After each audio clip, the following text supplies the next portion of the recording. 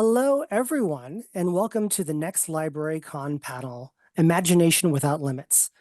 Welcome again. My name is Gregg Winsor, and by day, I'm a regional librarian at the Johnson County Library in Overland Park, Kansas, and today I'll be moderating this session. I'm really excited to share these authors with you today because I've been a fan of speculative fiction for almost as long as I've been able to read. And I know many of us fell in love with stories of possibilities of other realities and other worlds, and I know our patrons have as well. So, without further delay, I am pleased to welcome Davis Bunn, author of Treaty, out from Severn House. Bunn, who is absolutely a familiar name with library patrons, is a multi-Christie Award winner.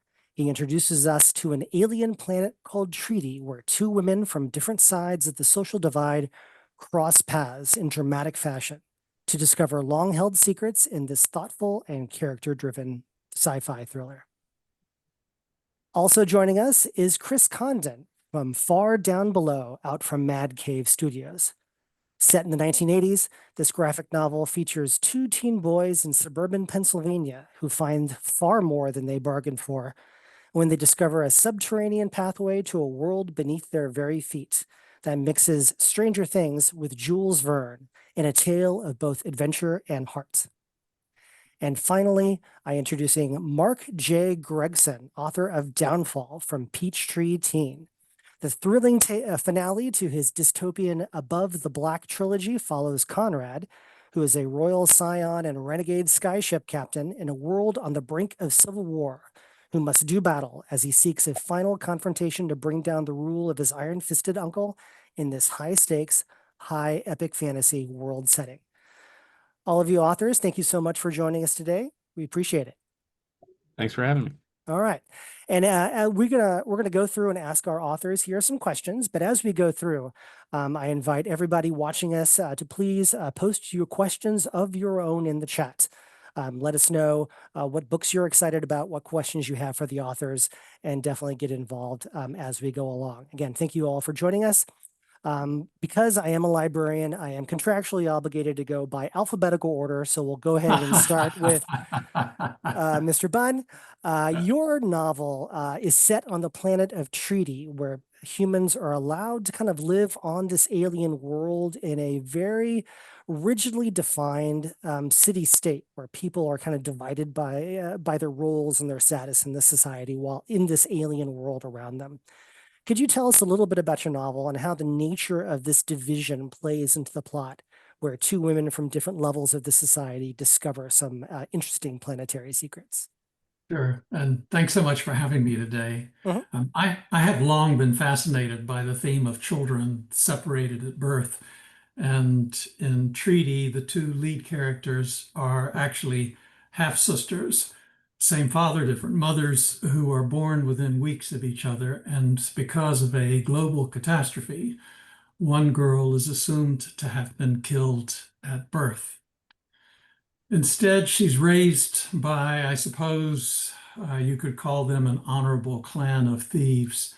And in any case, she's the child of the lowest strata of the planetary culture, and herself becomes the most accomplished thief in history, while the other girl, her half sister, rises to become a lead agent in the planet's security system, whose primary task is to take down her half sister. Mm. So yeah, as these two characters kind of go about their plot, they do discover each other and kind of realize how their lives are kind of intertwined, don't they? Right.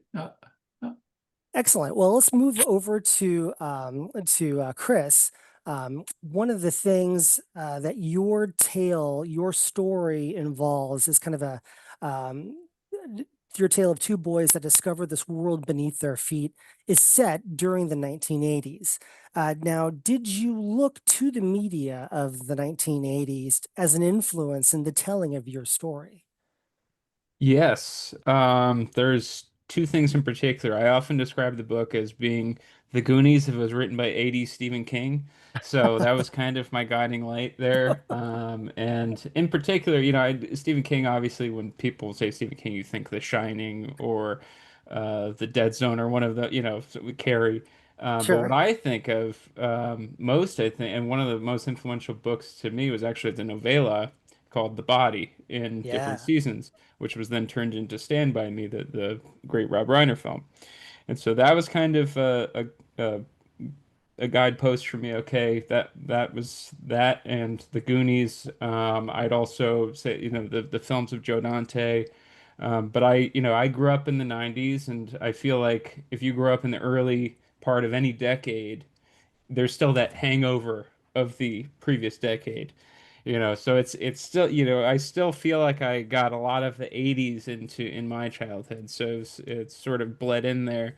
And so it was, yeah, just looking back at the things that I grew up on, the things that I loved, and that's, it pretty much goes in everything that I do. But incidentally, as someone born in the 70s and grew up during the 80s, I really think you nailed that 80s feel. And Thank as you. a longtime Stephen King fan, the body from the different seasons is definitely a great influence and a great drawing point for your tale. Now, did you have these two kind of characters as they kind of discover they as they go through their lives, they discover something kind of underneath their feet? Did that subterranean, that kind of underbelly, that Jules Verne thing come of it? Where did that influence come from? Was that something specific, or was that something that was just made up for the story? It was the idea was again, the way that I talk about it, I have to have like a quick way to kind of describe it to people. So one way Sure. is the Goonies way, and then the other way is that I say it's Journey to the Center of Eastern Pennsylvania. So that's sort of that was what I was drawing on, was this idea of this world that's beneath our own, where there's other creatures and there's a whole habitat beneath our own. It's not just magma and whatever else, beneath the surface of the earth. There's actually something else there. Things can survive, things can live, and sort of taking the idea of what you know the groundwork that was laid over 100 years ago by Jules Verne, and kind of spinning that in interesting ways and thinking about what would those things look like and all that. So it was just kind of trying to find, taking that route that was laid by Jules Verne. One of the, I mean, and this is just from my childhood. I mean, I've been obsessed with Jules Verne forever. 20,000 Leagues Under the Sea was one of my all-time favorite films and books when I was a kid. So Journey to the Center of the Earth has always been a passion of mine. So to get to do a spin on that Mhm. was really fun. And making those kind of those classic sci-fi voices, bringing them to a new audience, making them new, making them relevant, making them present in new ways is definitely Right. going to be interesting. Yeah, and to treat it with bringing in characters that sound like human beings, and not just some t tome from ages ago. It's like, I mean, you could still find things to enjoy in those books. I mean, I certainly did when I was a kid, but to have somebody who is in you can see yourself as, Mhm. outside of being a scientist or whatever else. I think that goes a long way. So that was Yeah, really one fun to thing. play with that. Oh yeah, one thing that struck me about reading the graphic novel is that the voices, the characters are definitely distinct, and they talk kind of like how teen boys they argue and they bicker, but they also have that shared friend language that longtime friends do, and Yes. that definitely comes across in your Drawn in from your work. experience. All the Exactly. bickering. Now, let me move on to Marc Gregson, the author of the Behind the Black series, or Above the Black series. Now, similar to kind of Bunn's, what he talked about his treaty book, your world that you've created is also kind of a stratified one. It's a rigid meritocracy where the citizens will rise or fall depending on their deeds.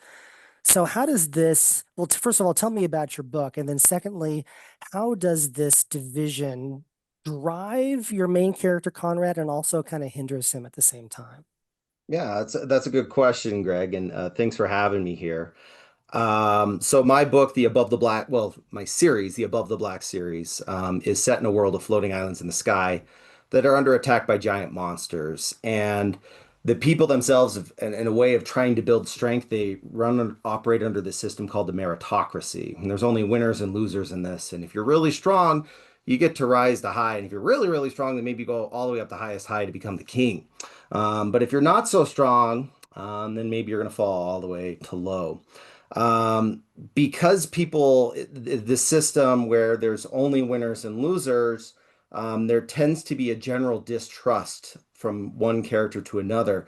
Like there's this idea in the first book about that there's no such thing as a selfless act, that anytime somebody does something for you, they're looking to get something in return, and For they're going their to own come calling. advantage. Yeah. Yeah, they're going to come calling for that one day.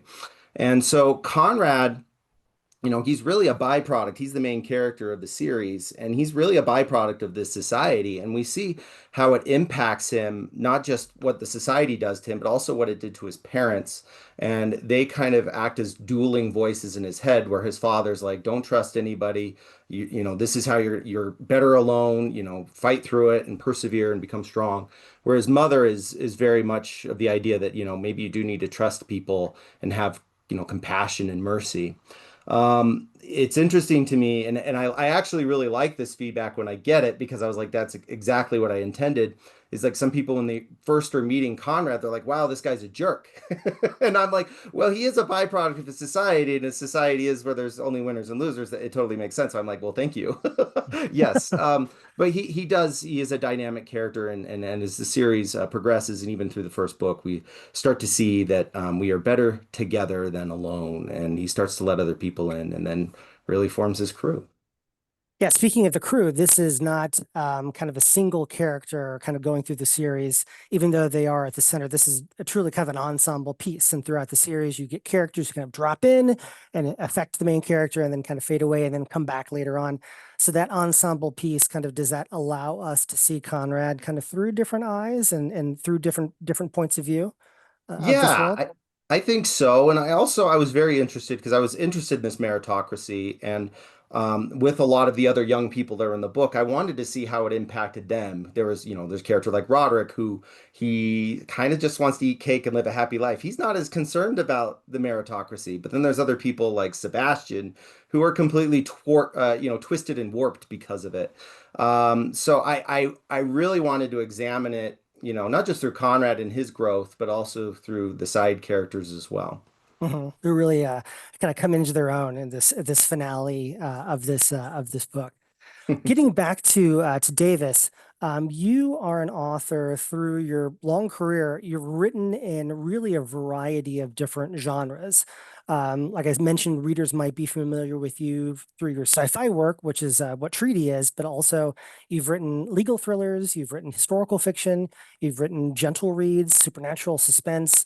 Um, so how does that kind of breadth of genre experience impact your writing when you're sitting down and writing Treaty? Did you bring qualities of these other genres to Treaty, or was this a separate kind of thing in its own little world, its own little space? No, it's definitely all together. Two authors who were just so vitally important in helping me shape my craft initially were Herman Wouk and Walter Tevis. Wouk wrote everything from the best-selling battlefield thriller Winds of War to the New York melodramas like Marjorie Morningstar. Walter Tevis stories included Queen's Gambit, the sci-fi bestseller Man Who Fell to Earth, which was made into a hit starring David Bowie. They taught me that what I learned from them was that shifting genres was possible so long as I maintained an identifiable, strong dramatic action that the readers could carry with them from whatever I had written before, along with crafting the story so that there was a harmony in the structure and most especially deeply meaning characters. So they and other genre-defined authors have challenged me to this day, including, it was interesting what Chris said about Stephen King. I've never been able to read his horror and sleep well that night, but I find his mysteries so challenging. It's a very good example of what someone can do in this day and age that that stretches them and stretches the reader as well. I, as you're talking, I just thought I am myself, I'm a librarian, not an author, but I wonder in this kind of current publishing world, the emphasis is find your niche, find your audience, find your, find your pigeonhole and then stick with it so you can kind of gain that brand, gain that Yes, identity, it's true. and get that right. Whereas, this older school of Herman Wouk and Walter Tevis and Stephen King, genre is just something you play with and you can kind of Yes. bring topics from one thing to the other. I'm very fortunate in that sense. My first bestseller was a political thriller, and coming just a year after that was an unexpected hit, actually one of my biggest selling books ever, which was a women's story called The Quilt. And as Hmm. a result, I've sort of followed on that duality, thankfully, Hmm. ever since, because I do love moving from genre to genre.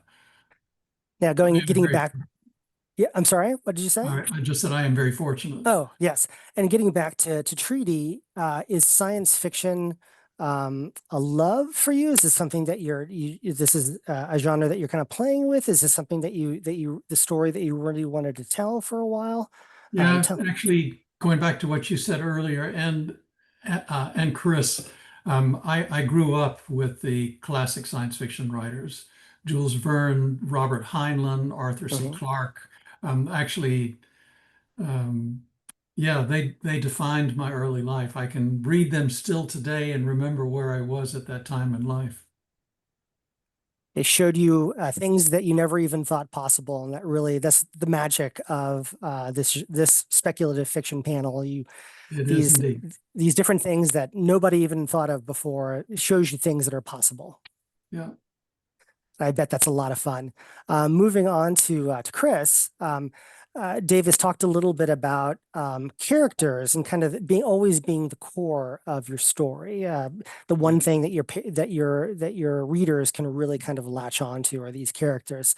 Now, the best adventure stories, going back to kind of the Goonies and Stand By Me and those types of things, they always have that personal element to them. Can you talk about how that topic, friendship and also family connection, runs through this tale of Far Down Below? Yeah, I think uh, having relatable characters is makes your story it makes your story accessible. And that's what you want. I mean, for myself, I like Davis, I've kind of jumped between genres, and Far Down Below is a chance for me to explore different type of story than I've done before. I mean, I when I came into the scene, writing comics, writing graphic novels, I was writing hard-boiled stories set in Texas. So this is a little bit of a different avenue for me, and that's exciting to do. But for me, it's all about character. I think that if you don't have a character that you can identify with, that you want to follow, especially for 5 issues, as we had there's 5 chapters in the collected edition, and it was 5 issues initially in the direct market to comic shops. If you don't have characters that you can believe in, that you want to follow, that you want to spend that time with, that's a loss. And so I want to have characters that I want to spend time with, and so I want to hang out with those characters. I want to be having a good time when I'm writing a script. So that's that at the end of the day, that's something that I want to kind of explore. And then you mentioned the family aspect. For me, I come from a family where um, me and my father did not, get along so well, but we had, we had a relationship. He was there, but this was a chance for me to explore that and to really explore what it's like to be a kid who doesn't have everything, And so I wanted to explore that and the ideas of family and what happens if somebody is estranged from their family, and explore all these sorts of different aspects. And that all goes back into character, Hmm. and it makes those characters interesting to explore, and there's more to unwrap about them. So it's always been an important aspect for me in storytelling. Well, not only in Far Down Below, not only do you have the characters who kind of go down to this underworld and discover something about themselves and their own family history they didn't know about. While they're missing, you cut the story back to the surface world where the parents of these kids are trying to figure out where they are and what could conceivably have happened to them. It marks an interesting contrast between what the kids are going through and then what the adults are going through at the same time. Yeah, it's always I don't think the Goonies ever cut back to the parents until the end. Exactly. And I'm Yes. like, those parents must have been freaking out, you know. So I'm like, let's see what they're going through when they think their kids are probably dead and they're like, oh my God, what's happening? You know, Uh, one of those like fundamental moments of my childhood was when me and my friend went off trekking into the woods and nobody knew where we were, and his dad ended up trekking into the woods after us and finding us. And ah. his reaction to that was so impactful to me. I was like, to us, we were just having a good time. We Hmm. never thought, what is he gonna think? Hmm. It's one of those moments that was just like, okay, there's other people involved here. It's not just us. So Yes. so it was always interesting to think about how does this impact everybody else in their lives, you know? And talking a little bit about kind of with Gregson's trilogy, where all these other characters, their reaction to the main character humanizes them, and the that emotion that these parents feel for their children kind of elevates them, other than just like standard two-dimensional characters, just backdrops to another person's story. It brings them to the fore and makes them a little bit of a sympathetic character as well. Mhm. Speaking back to Mark real quick, um, your series, and especially this one, this kind of again the culmination of a trilogy. You just do an excellent job of mixing action set pieces. You mentioned skyship battles with kind of these flying creatures and these sky ships that are hunting them, and also mixing up hand-to-hand combat in this kind of arena battles. But you have those big moments, but also you have these kind of quieter, character driven, kind of political intrigue that really raises the stakes for the characters.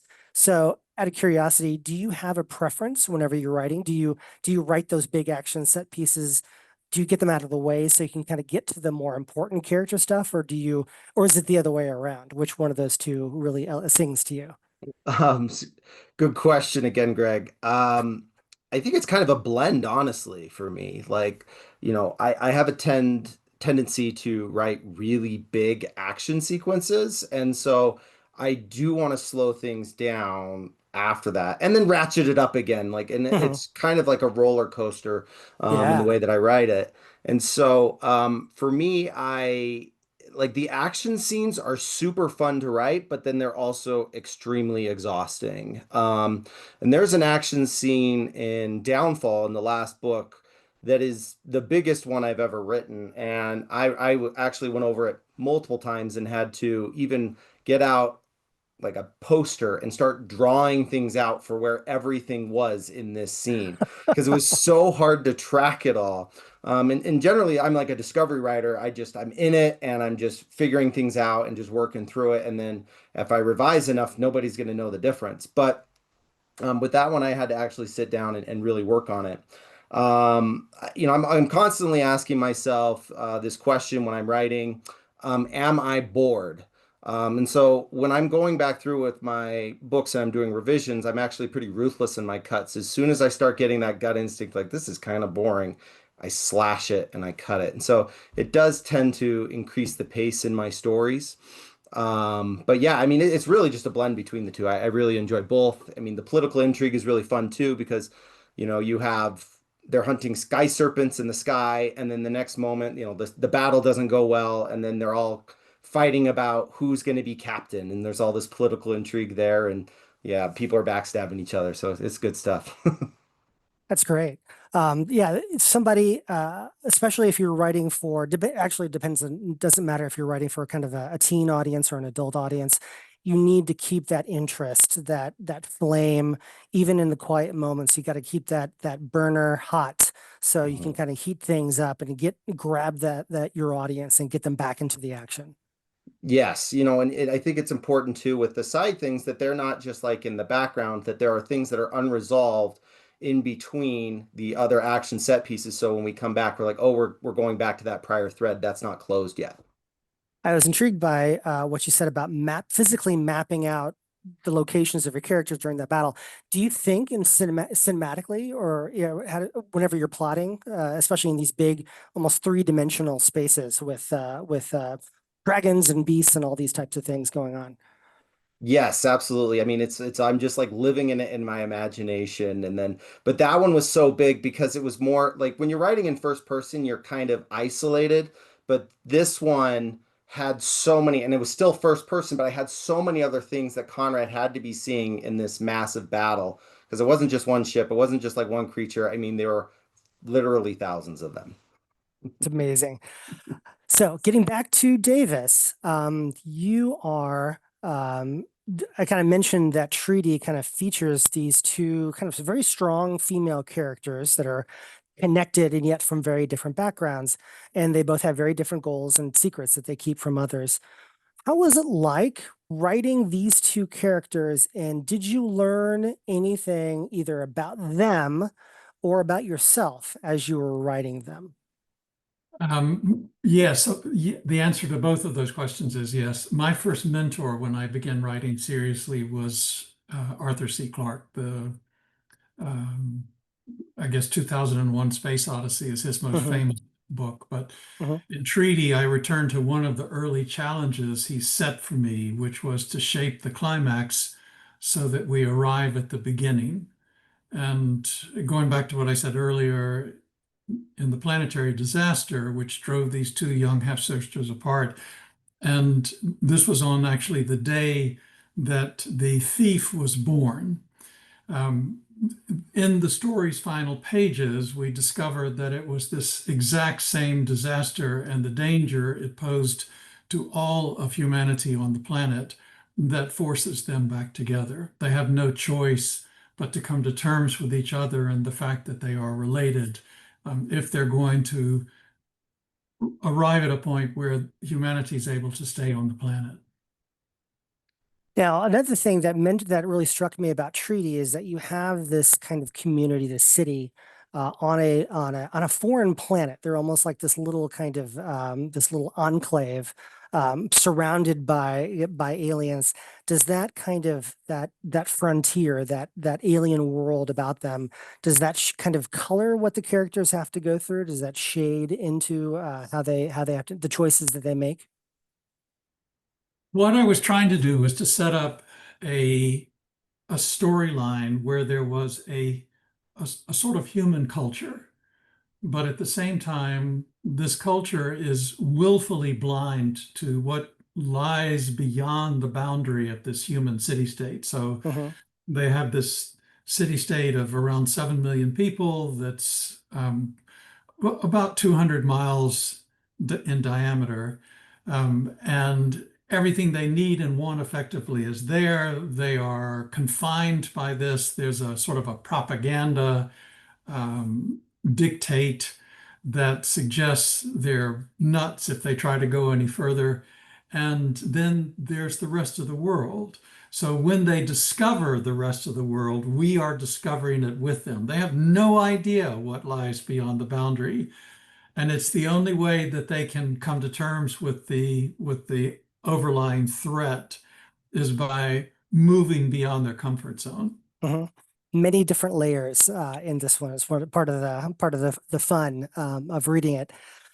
Speaking of fun, going back to Chris, as a longtime graphic novel fan, I'm always interested in how authors and illustrators combine their elements to tell their story. How was it working with J.J. Shaw, and what did they bring to the creative partnership?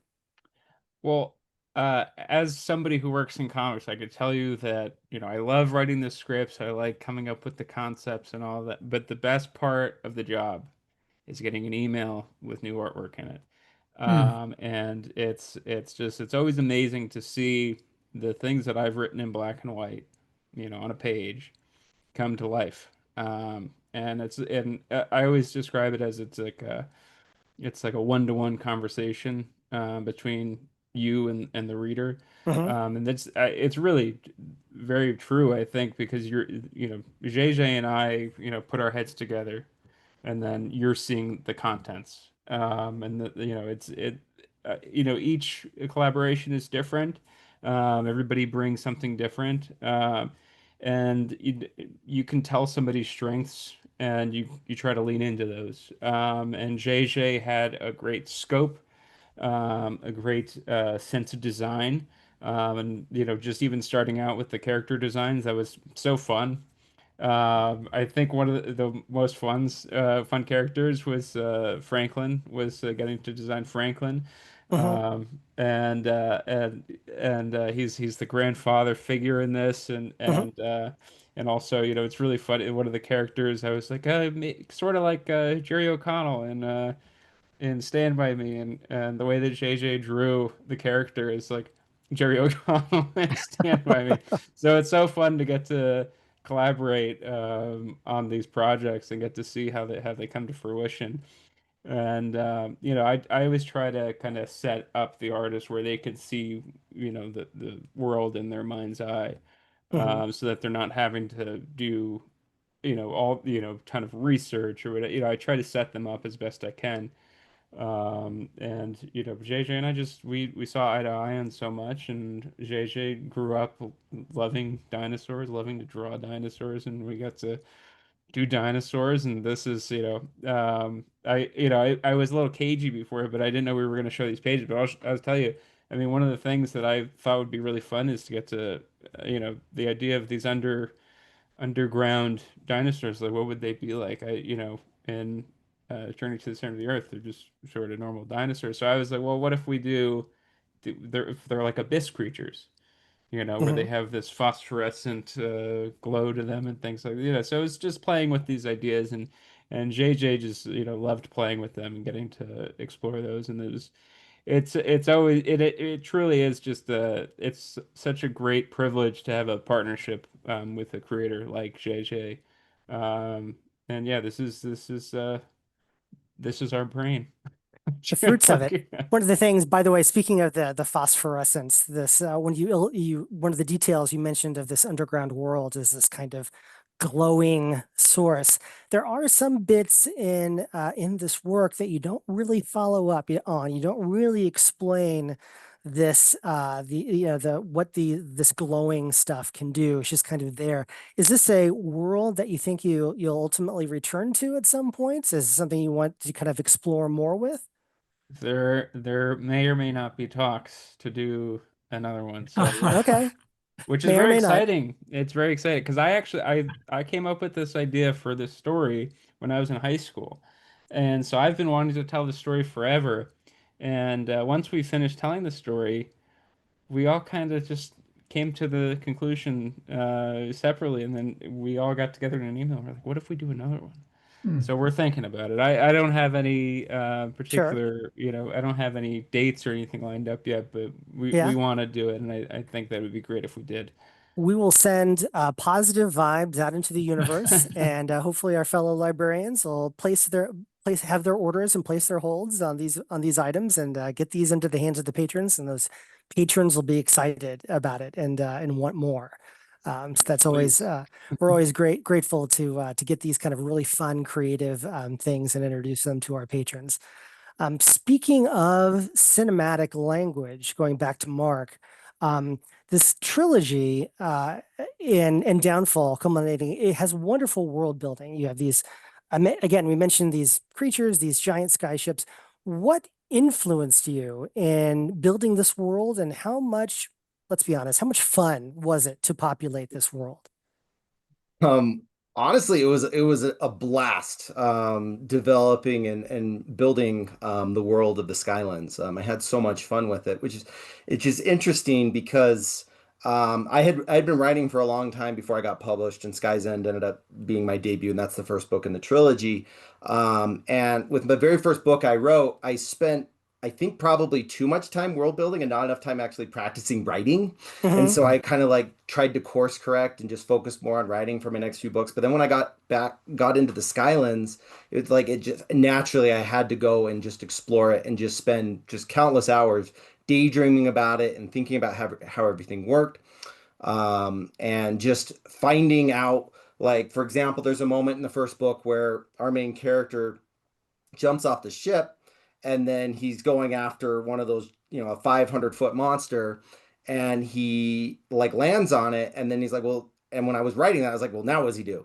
And I was like, he's just gonna fly right off, right? And I was like, wait, he's got magnetic boots on, and the scales of this monster are metal. Magnetic. And I Yeah. didn't realize that when I was writing it. And so I had to go back and revise everything so it looked like I planned it all along. Um, but I've had so much fun with it. And it was so freeing too when I got that book deal and then I knew I was going to be writing more, that I had so much fun exploring things, and I would even just write things that aren't even in the book, and I just have them just because I was excited about continuing the universe. That's amazing. By the way, we're kind of getting to the end of the session here, but I do have to ask you, in your day job, I believe you are a middle school teacher. Is that correct? That's yes. Excellent. That's amazing. And that does your students are they fans of your work? Do they have like comments, and do they offer suggestions? Yes, I mean I used to, before this year, we're getting remodeled, but I used to have a whole wall of the fan art that my students have given me, based on my books. I don't require them to read it. My books are 14 and up, and I teach middle school, and so a Hmm. lot of the kids are a little young, but they read it anyway. Hmm. But yeah, I mean, I've probably graded 100 book reports on my books, and they chose to do it themselves. Definitely, it's been pretty surreal. I'll have, kids when they come into my room, when I get a new batch of kids, they know who I am and I don't know who they are because they all Hmm. talk. And I had a kid the other day, I was signing off his paper and he goes, "How much is your signature worth?" And I'm like, "Probably nothing." And he's like, "Because your signature's all over this. I bet I can get $10." I'm like, "I don't think anybody's going to want to buy your Outsiders packet, pal." That's great. They get something that gets the kids excited about these things. Kind of a teacher, an authority figure, somebody in their life that kind of has this connection to this bigger publishing world. I bet it's a neat kick for them and for you as well. Yeah, yeah. All right, Davis, one final question for you as we wrap up. Are you thinking about returning to this world of treaty, or is there other sci-fi stories, other worlds that you would like to explore going forward? I have so many different stories I want to tell. I would love to go back, but that is just a terrible question. And what a way to end it. Honestly, I don't know what to say. I I have outlined the next three books for Severn House. Yeah, it's just terrible question. Okay. Treaty was a wonderful experience. Can I go back? There's themes in the story that would make it possible. There are actually six of these city-states on the planet, and Mm-hmm. only one of them is visited in the story. So, Mm-hmm. oh yeah, definitely.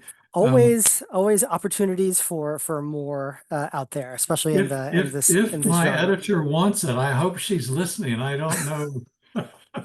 Well, we put it out there for Chris's, their publishing, so we'll put it out there for you. Hopefully, we'll There get some you more. go, and We and get to the librarians as and well. to all the librarians out there. I think that that brings us to a nice closing end. I would like to thank each and every one of our speakers today.